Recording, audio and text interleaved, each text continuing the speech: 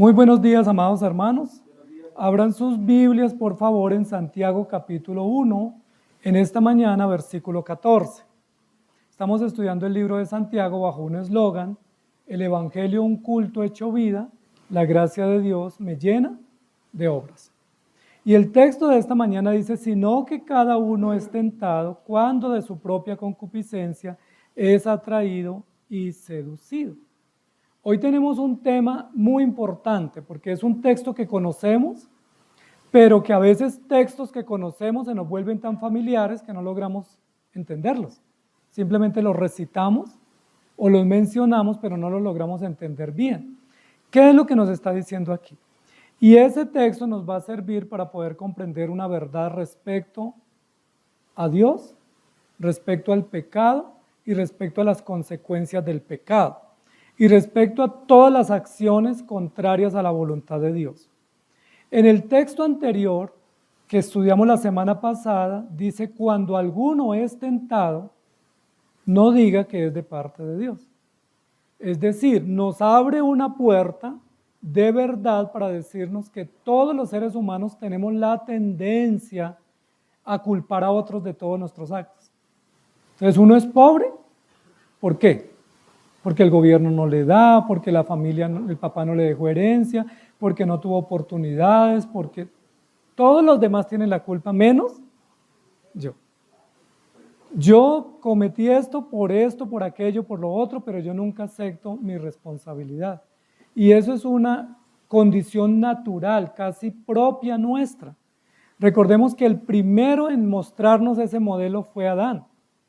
Cuando Dios le pide cuentas, Él no dice: sí, yo obré mal, era lo correcto, eso ya lo sabíamos, Dios lo sabía, pero Él se esconde y luego cuando es descubierto en su escondite, dice: la mujer que me diste. Y cuando le pregunta a la mujer, ¿qué responde? La serpiente me engañó. Afortunadamente Dios no le pregunta a la serpiente, porque ¿qué hubiera respondido? ¿Sí? Pero cada uno está buscando responsables o culpables. Aquí el texto anterior nos dice: cuando alguno es tentado, no diga. Es decir, no vaya a caer en la trampa, no vaya a caer en el ejemplo incorrecto de buscar responsables y de no hacerse responsable de sus actos. Y luego en el versículo de hoy dice: sino que cada uno es tentado, y nos va a decir cuál es el origen, cuál es la fuente, cuál es el propósito y la razón del pecado. No sé si ustedes escucharon, pero hace algún tiempo algunos investigadores médicos de Suecia, unos suecos, llegaron a un descubrimiento médico científico. Y ese descubrimiento fue que ellos lograron descubrir, según su aporte científico o teórico, el gen de la infidelidad. Es decir, que hay un gen, según ellos, ¿sí?, en la constitución del hombre y de la mujer, pero especialmente en el hombre, y que ese gen sexual influye para que haya infidelidad. Ese fue un descubrimiento muy sonado, que lo llamaron el gen del pecado o el gen de la inmoralidad. Es decir, yo peco porque tengo una predisposición, tengo una condición genética, tengo una herencia que no puedo desprenderme y pues no tengo otra cosa que hacer sino eso, y se me tiene que justificar y entender porque pues es que así soy. ¿Sí han escuchado que las personas dicen eso? O el señor que sale ebrio a la calle, atropella a alguien, mata a alguien y luego dice: no, es que mi esposa me hizo airar y como yo estaba tan airado me emborraché y yo no tengo la culpa de lo que hice. Asesinó, pero no tiene la culpa. ¿Quién tiene la culpa? La señora que le hizo un reclamo. Y así sucesivamente, ¿cierto? Hoy en día, con el tema de las enfermedades mentales, la mayoría de los delincuentes, cuando son aprehendidos por la justicia, son arrestados, ¿qué dicen?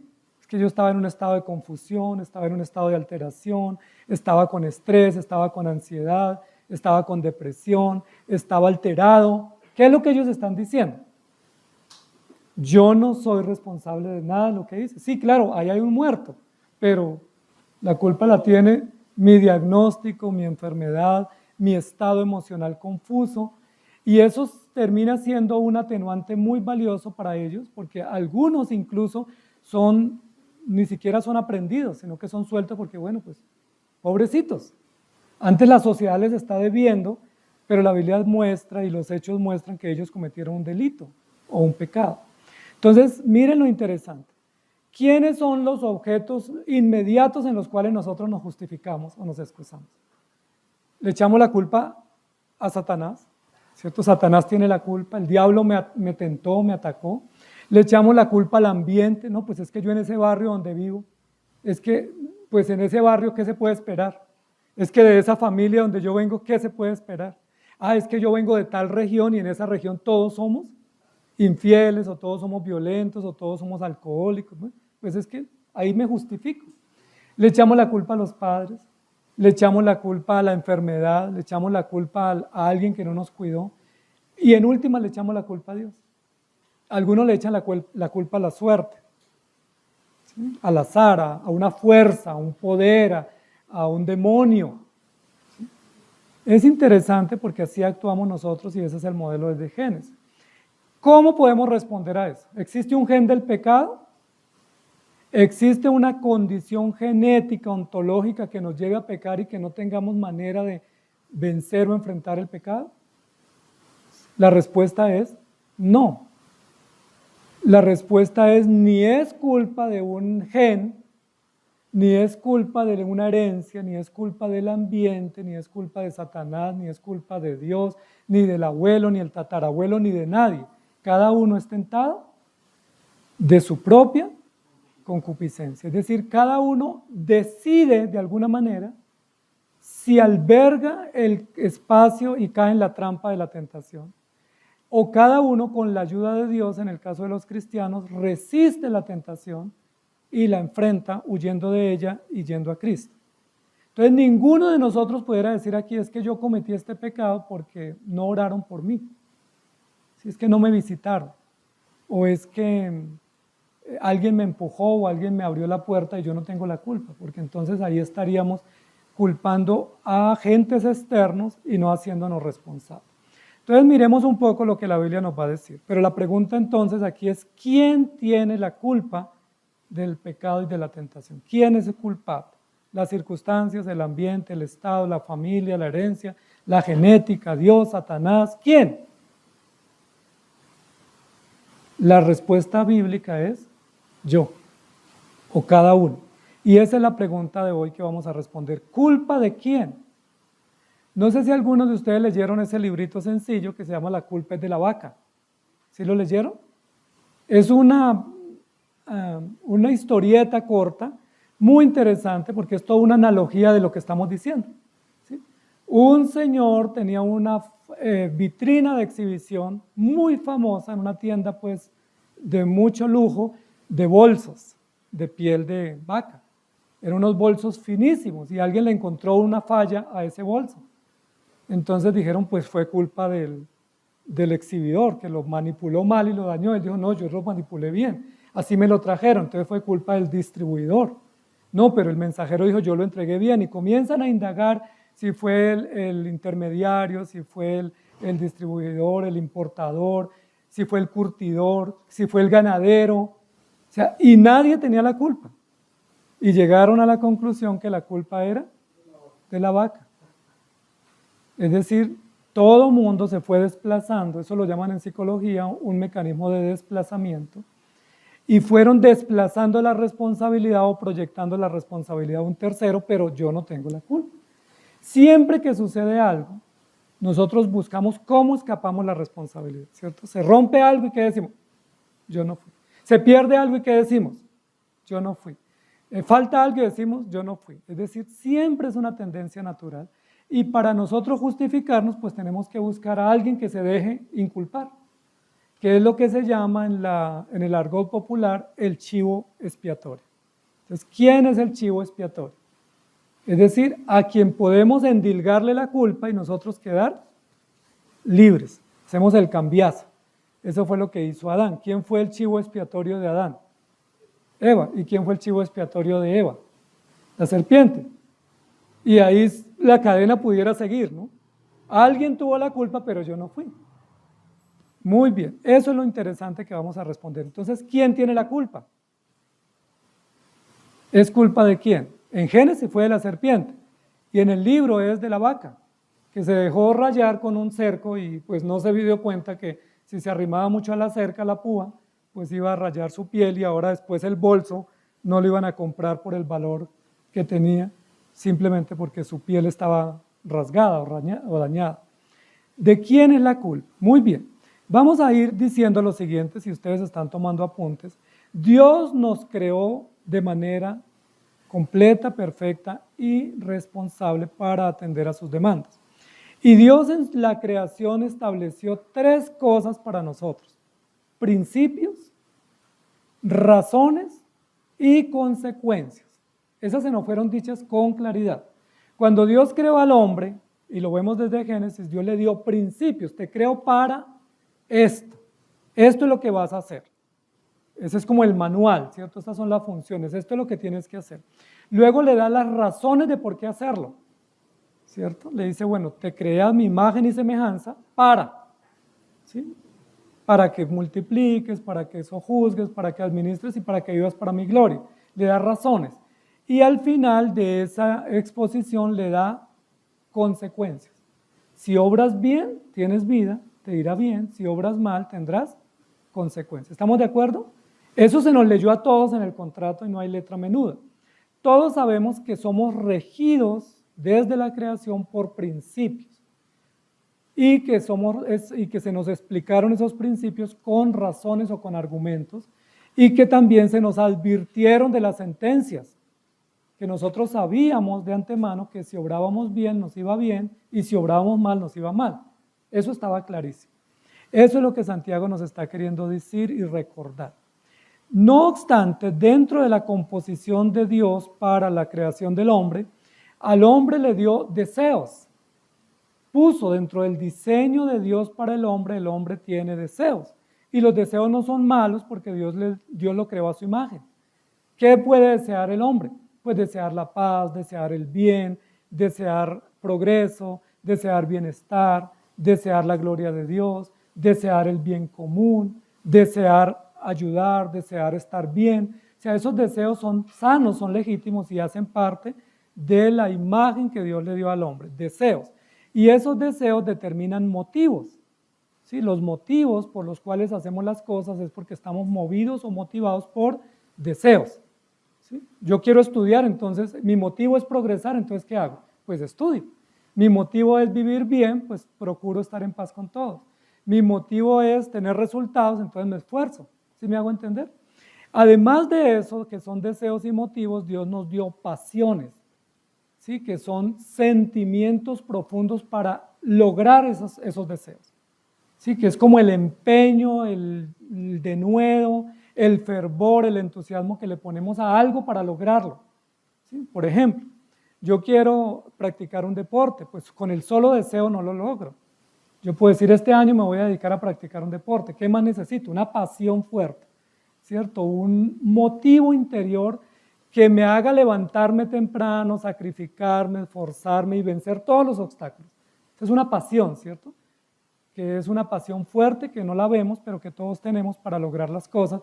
Y cuando uno tiene buenos deseos y tiene unas pasiones sanas, puede lograr muchas cosas. ¿Sí? Superarse en el trabajo, superarse en su vida personal, sacar adelante proyectos. Y uno dice, ¿cómo lo hizo? Dice, porque yo tenía pasión, porque me apasiona esto. ¿Sí? Me apasiona el deporte, me apasiona la música, me apasionan las ventas, me apasiona la familia, me apasiona progresar. Y entonces le puse todo el empeño y lo logré. ¿Esas pasiones son buenas? Claro, Dios nos las dio. Son esos empujes, esos ímpetus, esas razones internas que todos tenemos para lograr algo. Sí, a veces uno dice, yo lo hago por mis hijos, o yo lo hago por mí, o yo lo hago por mis padres, o lo hago por mi familia, o lo hago porque me lo propuse y porque lo voy a superar. Y eso nos ayuda a vencer a veces enfermedades, obstáculos y salir adelante. Pero además de eso, Dios nos diseñó para tomar acciones, es decir, los deseos movidos por buenas pasiones nos llevan a buenas acciones. Porque no es solamente desear algo, yo puedo quedarme en la cama deseando tener un ingreso, pero si no me levanto, pues el ingreso que me llega es de recibos por debajo de la puerta cobrándome. Pero si yo quiero tener buenos ingresos y deseo eso, ¿qué tengo que? Llenarme de buenos motivos y pasiones y luego de acciones. De lo contrario no lograría nada. Todo eso hace parte del diseño de Dios. Nada de eso es malo. Principios, razones y consecuencias, y deseos, pasiones y acciones. Muy bien, y ahora entramos a lo que nos va a decir Santiago sobre la acción de Satanás y la acción del mal en la vida nuestra. ¿Quién tiene la culpa? Lo primero que nos va a decir aquí Santiago en el texto es lo siguiente, sino que cada uno es tentado cuando de su propia concupiscencia es atraído y seducido. Cada uno es tentado. Entonces, primero, la tentación es para todos. Todos somos tentados. Segundo, la tentación para todos no es igual. No todos somos tentados de la misma manera. No para todos la tentación es la misma. ¿Por qué? Porque hay variación en la tentación. Porque no todos experimentamos los mismos deseos o las mismas pasiones, o no todos estamos expuestos a las mismas acciones. ¿Sí? Eso es lo primero que nos va a decir. Todos somos tentados. ¿Qué es una tentación? Es un deseo o una atracción que me quiere desviar o me quiere llevar a hacer algo incorrecto de algo. ¿Sí? Les voy a poner un ejemplo. Si a alguien le encantan los chocolates y le ponen un chocolate al frente, ¿es una tentación para esa persona? Claro que sí, el chocolate está ahí en la mesa, o en la nevera, o en la vitrina. Pero si para mí es una tentación, cuando yo pase por el frente de la vitrina, ¿qué me pasa? Mis ojos son atraídos y yo tengo ese deseo, y digo, uy, eso qué delicia comerme ese chocolate, cuánto quisiera, y me miro el bolsillo a ver cuánto tengo, y pregunto el valor y ya yo estoy atraído. Pero si para otra persona los chocolates no le atraen, pues uno puede estar en medio de chocolates y no tiene problema, porque no tengo esa tentación. Y así sucesivamente. Entonces, cada uno es tentado de acuerdo a sus propias inclinaciones o de acuerdo a sus propios deseos o antojos, que la Biblia en otros lugares lo llama perversión, o aquí lo llama concupiscencia. Entonces, pudiéramos decir que una forma de explicar o traducir la palabra concupiscencia pudiera ser antojos, o deseos, o anhelos, ¿sí? Que se salen del orden y que se quieren conseguir o satisfacer mediante un orden o una manera distinta, contrariando los principios, contrariando las razones y desconociendo las consecuencias. Esa es la concupiscencia. Entonces, la concupiscencia no es un órgano que uno tiene al lado del pulmón o al lado del hígado, sino es que uno puede ir al médico y decirle, doctor, ¿me puede extirpar la concupiscencia? No, es una condición natural del diseño que tiene que ver con deseos, con antojos y con pasiones, pero yo busco satisfacerlos de manera incorrecta. Eso es lo que nos va a decir aquí la Escritura. Cada uno es tentado cuando de su propia concupiscencia, es decir, de su propio deseo, de su propio antojo, de su propio interés, se deja llevar o se deja atraer o se deja seducir. Entonces, ¿todos tenemos deseos? Claro que sí. Dios nos hizo con deseos. ¿Todos tenemos pasiones? Claro que sí. Dios nos diseñó para tener pasiones y lograr las cosas con... Cuando la Biblia dice que los discípulos predicaban con denuedo, ¿eso no era una pasión? O que estaban fervientes en espíritu, o que estaban unánimes, todo eso son pasiones. Unánime no era una cosa muerta, era un entusiasmo, una decisión. Mi alma tiene sed de ti, mi alma te anhela. Eso es una pasión, ¿sí? Yo me alegro cuando me dicen vamos a la casa del Señor. ¿Eso no es una pasión? Claro. Es un motivo interior que me atrae con fuerza. Yo digo, no veo la hora de estar en la iglesia. Yo quiero conocer al Señor. Eso son pasiones y son dadas por Dios.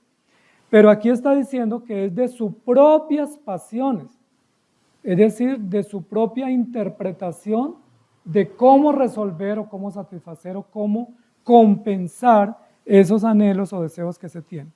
Y luego continúa diciendo, es atraído y seducido. Entonces aquí tenemos 3 etapas interesantes en el proceso de la tentación. 3 etapas que quiero que las vayamos considerando. Lo primero que viene en el tema de la tentación es la atracción. La atracción. Y yo le pregunto, ¿es malo ser atraídos por algo? No. Uno a veces va a un lugar y uno dice, qué lugar tan hermoso, me fascina, me encanta, me atrajo el lugar. Puede ir a un museo y ver una obra de arte y decir, qué obra tan espectacular, o sea, qué atractivo ese lugar o esa persona o ese bien o ese objeto que yo vi.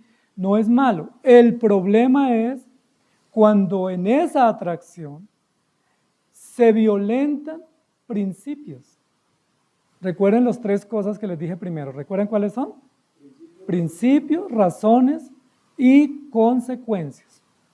Entonces, cuando eso que me atrae a mí, por ejemplo, si yo soy atraído a la lectura bíblica, ¿eso es malo?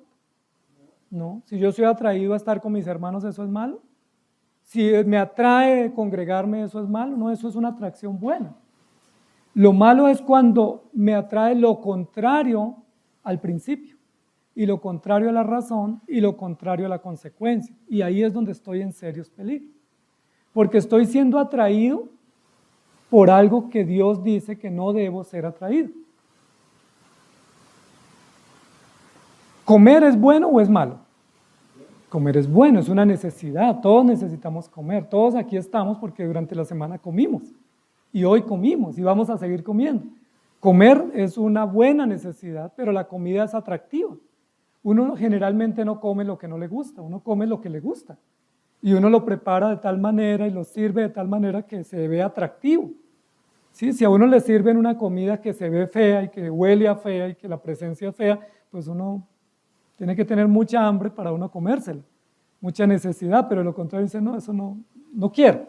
Pero si el plato es agradable, es aromático, la presencia es agradable, uno dice, no, me agrada. Entonces comer es bueno y la comida es una atracción buena.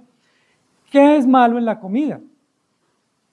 Cuando yo no solamente me como mi porción, sino que termino comiéndome 3 y 4 y 5 porciones que mi cuerpo no necesita. Entonces me enfermé. ¿Y yo qué digo? Es que esa comida me cayó mal. No, la comida no me cayó mal. La comida era buena. ¿Qué fue lo que me hizo daño? Que yo me excedí. ¿Y por qué me excedí? Porque era demasiado atractiva. Y me excedí haciendo y cometiendo un error por desorden, por exceso, por falta de control, por falta de sabiduría. ¿Trabajar es bueno o es malo? Es bueno, es un deber, es una obligación. Todos trabajamos, necesitamos y nos gusta y nos hacemos cosas en la mayoría de los casos que nos agradan realizar de trabajo. Pero ¿qué es lo malo en el trabajo? El exceso, la esclavitud.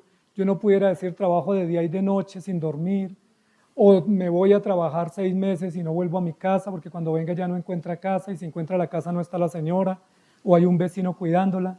Entonces, los excesos, los abusos son malos. Pero si yo voy y trabajo 8 horas, 10 horas, 12 horas y vuelvo, trabajo 6 días, descanso 1, trabajo en el día, descanso en la noche, trabajo adecuadamente, pues yo estoy bien porque disfruto el trabajo, recibo el sustento por mi trabajo, pero no soy esclavo ni dependiente y no me enfermo. Entonces, la mayoría de las cosas, por eso el apóstol Pablo en otro lugar dice, todo me es lícito, pero no todo conviene.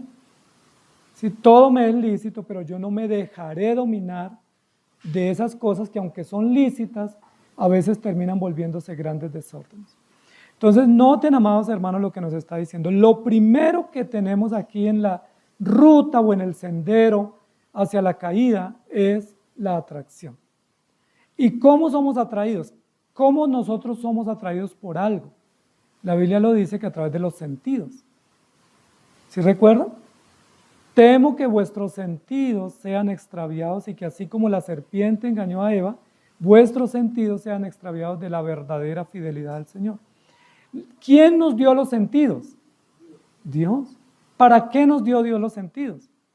Hablamos de muchos sentidos, ¿cierto? Pero tenemos, por ejemplo, sentidos básicos o comunes o externos que estudiamos cuando estamos en la escuelita, que son básicamente 5, ¿cierto? El sentido del olfato, de la vista, del oído, del gusto y del tacto. Los 5 sentidos básicos. Los sentidos no son malos porque Dios nos los dio. Son buenos, son necesarios, son útiles. ¿Cuál es el problema? Cuando esos sentidos se enfocan en lo que no deben enfocarse. Jesús dijo en Mateo, ¿cierto? Cualquiera que mira, ¿recuerdan? sentido de la vista, cualquiera que mira, cualquiera que pone su mirada en el mundo, cualquiera que se enreda en los negocios, cualquiera que mira, cualquiera que dice, ahí está toda la ruta porque fue atraído. ¿Sí me hago entender? Entonces, la atracción no es mala, pero lo malo es cuando esa atracción está enfocada en cosas que Dios prohíbe. Por ejemplo, ir a sentarnos ahora a la mesa en el comedor y ser atraídos por un buen plato de comida es bueno.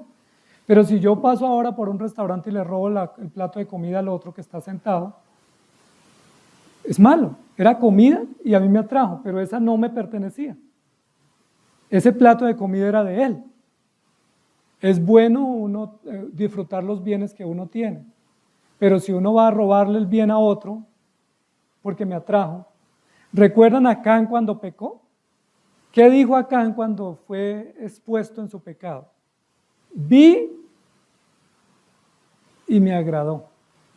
Vi un manto babilónico hermosísimo y una barra de oro costosísima y eso me atrajo. ¿Se acuerdan cuando Adán y Eva pecaron? ¿Qué dijo Eva y Adán? El fruto era codiciable a la vista y yo lo vi y lo consideré y luego lo cogí y lo comí. Está en todos los sentidos. Oyó a la serpiente, vio, cogió, saboreó, olfateó y ahí quedó todos sus sentidos esclavos del pecado. Ahora, ¿por qué fue malo el pecado y por qué esa atracción por esa fruta fue mala? Porque ella se hubiera podido atraer por cualquier otra fruta de las que Dios creó, que no estaban prohibidas, menos de esa. Si ellos hubieran visto todas las otras centenares de frutas y las hubieran comido, no había nada de maldad. Tenían la libertad. ¿Cuál fue el problema? Que ellos usaron la atracción para atraerse, no por lo que permitido, sino atraerse por lo prohibido. Entonces, nuevamente, la atracción es buena porque Dios nos la dio. ¿Qué es lo malo? Cuando yo me atraigo de lo que no me pertenece. ¿Sí? ¿Por qué existe el robo? Porque a la gente le gusta lo del otro. Entonces me gusta el bolso de la otra persona, entonces se lo robo. Me gusta el celular de la otra persona, se lo robo. Me gusta el carro de la otra persona, se lo robo. ¿Y por qué no me agrada lo que yo tengo? ¿Y por qué no estoy feliz con lo que tengo? Entonces dice, son los apetitos. Y ahí es el problema que tenemos que considerar, porque es el primer paso a la tentación. ¿Qué apetitos tenemos nosotros? ¿Qué deseos?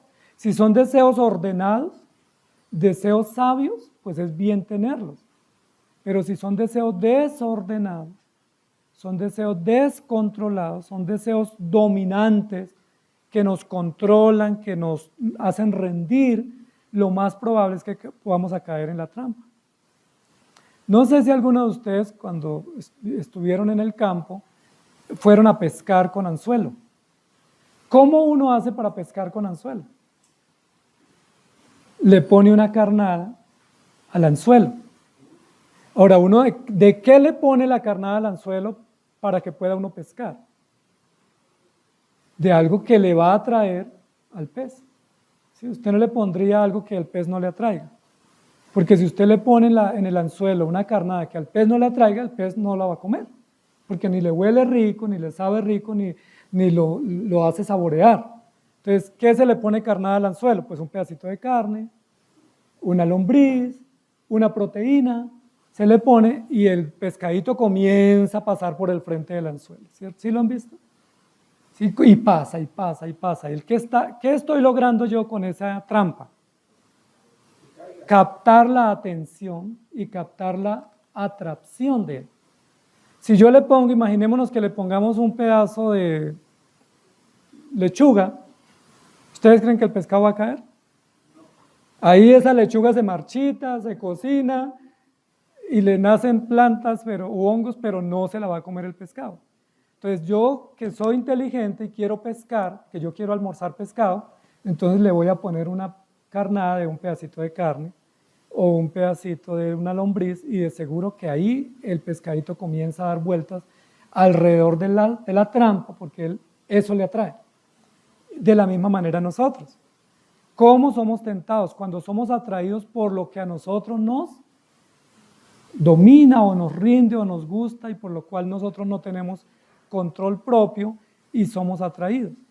Si le ponemos a un león un plato de ensalada bien genial, si le hacemos una ensalada riquísima a ese león y se la ponemos ahí, le decimos, mire, acá está su almuerzo, es bueno, con aceite de oliva, con una vinagreta excelente, ¿ustedes creen que el león se la va a comer? Pero si le ponemos un trozo de carne, ¿qué va a hacer ese león? Lo devora. Entonces noten lo siguiente porque eso es lo que está diciendo aquí. Nosotros somos atraídos cada uno de acuerdo a lo que tiene su mayor debilidad o su mayor inclinación, donde sus deseos y sentidos están rendidos. Si mi deseo es la lujuria, ¿por qué lado me van a llegar las tentaciones? Si mi deseo es el dinero y la riqueza, si mi deseo es la reputación o el honor, en ese sentido me llegan las tentaciones. Hay gente que dice, a mí los negocios no me deslumbran. Bueno, pero lo va a deslumbrar otra cosa. Yo no tengo problema con la lujuria, pero tengo problema con el alcohol o con la droga o con la mentira o con el robo. Todos somos atraídos de acuerdo a lo que nosotros hemos cultivado y alimentado. Y de ahí la importancia de lo que la Biblia nos enseña, sean vuestras costumbres sin avaricia. Es decir, tengan costumbres moderadas. La moderación es una virtud cristiana. Tengan costumbres sencillas. Si yo me acostumbro desde niño a tener todo lo que yo quiero, ¿qué va a pasar el día que no me lo den mis padres? Lo voy a conseguir de alguna manera porque esa es mi mayor atracción, conseguir todo, solo para decir lo tengo o lo logré. ¿Sí? Es importante tener costumbres moderadas. La moderación en el vestir, en el comer, en el hablar, en el vivir es muy importante para el cristiano porque eso nos da tranquilidad y nos da sencillez. Si yo me acostumbro a vestir bien, pero vestir de forma sencilla, pues no tengo problema el día que no tenga mucho dinero o el día que me toque una marca común. Pero si yo me acostumbro a que tengo que es de marca y costoso y de tienda lujosa, el día que no pueda comprar, ¿qué voy a decir? ¿Me frustro, me enfermo o digo yo lo consigo como sea? Porque fui atraído y estoy vendido a ese apetito o a ese anhelo o a ese placer que es terrible. La historia de Edén en Génesis 3 nos muestra que Adán y Eva fueron atraídos por los sentidos. Vieron y les agradó. Ahora, los ojos no son malos, ver no es malo. Lo malo es cuando nuestros ojos se fijan en lo que no nos pertenece, en lo que no nos conviene, y nosotros clavamos nuestra mirada y decimos, esto me agrada y lo quiero tener. Esto me agrada y me quiero satisfacer con ello. Ahí es el problema. El tema de David cuando adulteró también fue porque él puso su mirada en una mujer que no le pertenecía. David tenía mujeres. Tenía su mujer, tenía criadas, era rey, pero él puso la mirada en una mujer prohibida y ahí él fue atraído y la Biblia dice, y era una mujer hermosa. Y uno dice, sí, y... O sea que ser hermosa es una razón para yo pecar. O ser joven, o ser de dinero. No, ahí es la justificación que yo encuentro. ¿Sí? Porque yo encuentro una justificación de decir, no, es que era una mujer bonita, no, es que ella me buscó, es que ella me llamó. Sí, pero eso no justifica mi determinación, o mi inclinación, o mi caída. Entonces, noten todo eso. Miremos algunos textos. Romanos 7, 21 al 24. Así que queriendo yo hacer el bien, hallo esta ley, que el mal está en mí. Porque según el hombre interior me deleito en la ley de Dios, pero veo otra ley en mis miembros que se revela contra la ley de mi mente y que me lleva cautivo a la ley del pecado que está en mis miembros. Miserable de mí, ¿quién me librará de este cuerpo de muerte? Pero Pablo reconoce que la lucha interna está en él, que él está librando una lucha y que él está perdiendo la lucha porque está cediendo a lo que él llama acá los deleites en los placeres de sus miembros o de sus cuerpos o el deleite pasajero. Y luego en Salmo 42, 1 y 2 dice, como el ciervo brama por las corrientes de las aguas, así clama por ti, oh Dios, el alma mía, mi alma tiene sed de Dios, del Dios vivo, ¿cuándo vendré y me presentaré delante de Dios? Es decir, la sed por Dios es legítima, La atracción por las cosas correctas o permitidas o propias es legítima, pero cuando esa atracción la desvío a algo que no me pertenece o que está contrario a la verdad o a la voluntad de Dios, trae consecuencias terribles. Salmo 73, 25. ¿A quién tengo yo en los cielos sino a ti? Y fuera de ti nada deseo en la tierra. Mire que aquí está hablando el salmista del deseo. Y el deseo es bueno siempre y cuando se ponga en el objeto y en la dirección correcta, que es el Señor. Y en Mateo 6:13 dice, y no nos metas en tentación, mas líbranos del mal, porque tuyo es el reino, el poder y la gloria por los siglos de los siglos. Entonces, ¿se puede enfrentar la tentación? Sí. ¿Se puede resistir la tentación? Sí. ¿Se puede vencer la tentación? Sí. Entonces, ¿por qué nosotros nos justificamos diciendo es que yo no podía? Es que era una fuerza, es que era una atracción. No, era un deseo desbordado, descontrolado, y eso me llevó al pecado, pero yo lo justifiqué, pero se pudo refrenar porque era un deseo que estaba bajo mi control. ¿Quién tiene control sobre la vida nuestra? Dios, primero, pero de manera natural, ¿quién controla las emociones? Yo mismo. ¿Quién controla decisiones? ¿Quién controla las porciones? ¿Quién controla las acciones? ¿Quién dirige los pasos? O sea, yo no puedo decir es que yo me vine caminando y mire, terminé acá. No, yo no me fui caminando, mis pies no me dirigieron, me dirigió una decisión que yo pude haber frenado. Y alguien no pudiera decir, yo cogí un revólver, maté a alguien, porque es que yo no sé, yo no me di cuenta. ¿Cómo que no se dio cuenta? ¿Y por qué no se mató a sí mismo? Ah, no, porque me duele. Ah, entonces sí se dio cuenta. ¿Y por qué no lo hizo donde habían cámaras? No, porque me veían, entonces sí se dio cuenta. ¿Y por qué no lo hizo en pleno público? No, porque me ponían preso, me linchaban. Lo hice en la medianoche, en un lugar oscuro donde no habían cámaras, entonces sí se dio cuenta. ¿Sí me hago entender?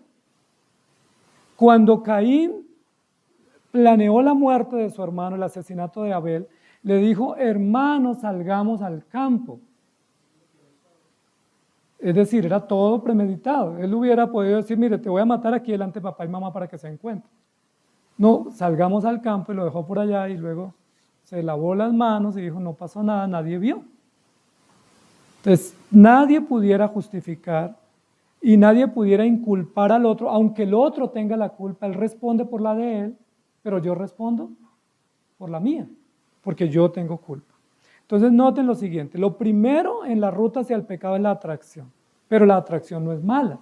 Lo malo es cuando soy atraído por cosas excesivas, desordenadas, descontroladas, lascivas y contrarias al principio, a las razones y a las advertencias que Dios me dio. Ahí estoy totalmente errado. Lo segundo que dice acá es que una vez soy atraído, soy seducido. Miremos el ejemplo del pescadito ahí con la lombriz pasándole al frente de sus ojos. ¿Qué hace el pescadito? Eso se vuelve loco paseando ahí al lado del anzuelo. Y él dice, esto me sabe a bien, se ve bien, ¿qué hago? ¿Sí? Y llegan más pescaditos y ahí comienza toda una danza al lado del anzuelo. ¿Qué hago? El bocado está sabroso. ¿Sí? Y después de que somos atraídos por los sentidos vienen los argumentos. ¿Qué argumentos? Yo no creo que eso sea tan malo. Yo no creo que una sola vez haga daño. Bueno, ¿y si me arriesgo? ¿Y si doy el paso? ¿Y si tomo esta decisión? Yo sé que no está tan bien, pero pues tampoco es tan mala. O yo sé que está prohibida, pero pues no soy el primero. O está prohibida y voy a tener consecuencias, pero en la iglesia me dijeron que Dios es perdonador. ¿Será que tampoco no me va a perdonar eso? ¿Sí me hago entender? Ahí vienen todos los argumentos que nos inundan. ¿Sí? Que nos inundan y es, por ejemplo, me atraje de un objeto que no es mío y yo digo, eso me gusta, pero no es mío. Atracción. Luego, ¿qué viene? La seducción. ¿Y cómo soy seducido? Con argumentos. Bueno, pero yo lo quiero tener. Voy a esperar que la persona se descuide, voy a mirar si hay cámara, voy a mirar si alguien me ve, voy a inventarme una excusa. Y todos esos argumentos comienzan a invadir nuestra mente. Y esos argumentos son lo que la Biblia llama la seducción. Somos seducidos por argumentos. pero no por los argumentos de Dios, sino por los argumentos nuestros. ¿Se acuerdan cuando Amnón iba a violar a Tamar, su propia hermana? Él estaba acostumbrado a hacer eso con las chicas, pero ella era su propia hermana.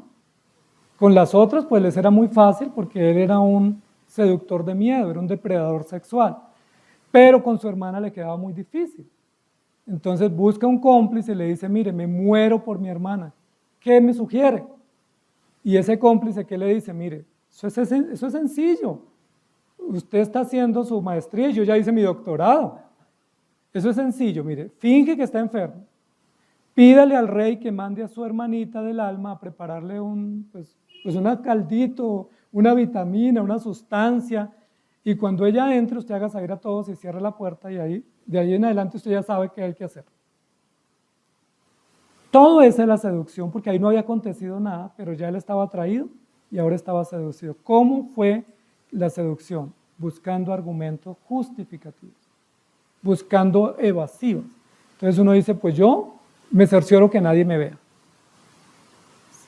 Si alguien me descubre, pues digo que fue por esta razón. Y ya uno tiene todas las razones listas, ¿cierto? Uno tiene como una lluvia de razones, de argumentos, de justificaciones. Fulano me empujó, fulano lo hizo, demuéstremelo. ¿Dónde hay pruebas? ¿Sí? Si me lo demuestra le digo, pero pues, si no hay pruebas, ¿cómo me incrimina? Y cuando aparecen las pruebas, entonces, ¿qué decimos? Ah, no, pero eso no fue así. Ah, no, pero fue esa persona la que me obligó. ¿Sí me hago entender? O sea, toda esa argumentación, ¿cuándo la tenemos? ¿Antes o durante o después? Antes, porque estamos siendo seducidos. Y la forma para ser seducidos es elaborar argumentos. ¿Para qué? Para contrarrestar las tres categorías que vimos al comienzo. Como Dios me dio principios y yo sé que voy a violar un principio, entonces busco un argumento. Como Dios me dio razones, yo busco mis razones para contrariar las razones de Dios y justificarme. Y como Dios me dio advertencias, entonces yo busco cómo evado las advertencias o cómo las atenúo para que no sean tan graves y entonces no pasa nada. Si vieron en estos días un juicio y en ese juicio que iban o están por condenar a esa persona por un feminicidio agravado, él dice, bueno, ok, listo, yo no soy cómplice directo. Entonces, condéneme por complicidad en asesinato, no por asesinato agravado. Y ahí le rebajan como 20 años. Claro que le conviene eso. Le conviene cambiar la figura porque inmediatamente reduce. Entonces, así hace el malo. ¿Sí? Y luego, y si me porto bien, entonces reduzco más. Y si pago una fianza, entonces al otro mes salgo. Pues listo. Eso es lo que está diciendo la Biblia. Una vez somos atraídos por algo no permitido, inmediatamente nosotros decimos, ¿cómo hago para yo disfrutar eso que me atrae sin tener las consecuencias? Y ahí vienen los argumentos, toda la elaboración. ¿Recuerdan en Génesis 3 cómo fue la elaboración? Con que Dios ha dicho, no, sabe Dios que si lo haces te va a ir mejor. Mejor dicho, vas a ganar premio, te estás perdiendo de mucho, da el paso, anímate. ¿Qué le dicen a uno los jóvenes cuando quieren que otro joven se induzca en las drogas? O cualquier persona que quiere inducir a otro en la droga. No, yo no voy a consumir drogas. No, hombre, pero si usted cómo va a saber si eso es bueno o malo si no lo ha probado. Prueba. No, yo sé que eso es malo y no me va a gustar. Mire, pruébelo, solo un porrito, ¿sí? Un cachito, pruébalo uno y si no le gusta, pues no hay problema. ¿Sí? Pero ¿y si le gusta? Ahora, no se preocupe, yo se lo doy. Yo le pago la cuenta, yo lo cuido y si le pasa algo que a usted no le gusta, pues no hay problema, seguimos de amigos. Si la persona se deja seducir y tiene una mala experiencia, ¿qué le dicen después? Ah, pero es que la mala experiencia es porque fue la primera vez. Pero si usted tiene una segunda experiencia, te va a ir mejor. Y ahí quedamos envueltos en argumentos y nosotros nos dejamos enredar. Pero no nos dejamos enredar porque el otro sea hábil. Nos dejamos enredar porque nuestras pasiones y nuestros antojos y nuestros impulsos desmedidos están que revientan. Nosotros estamos buscando solo un argumento que alguien nos patrocine. Por eso muchas personas buscan argumentos en la Biblia o incluso en la consejería. Pastor, yo estaba pensando hacer esto y aquello. ¿Cierto que no es tan malo? ¿Sí han escuchado? Es que yo pensaba hacer esto y aquello, yo decidí esto y pues yo creo que como el Señor es bueno y yo pienso diezmar y yo... Ya ellos justificaron todo su argumento. Pero muchas de esas cosas son contrarias. ¿Se acuerdan cómo Ananías y Zafira murieron? Porque no solamente fueron atraídos a engañar a Dios a través de una falsa información, sino que elaboraron el argumento. Se sentaron y elaboraron el guión. ¿Cómo vamos a quedar nosotros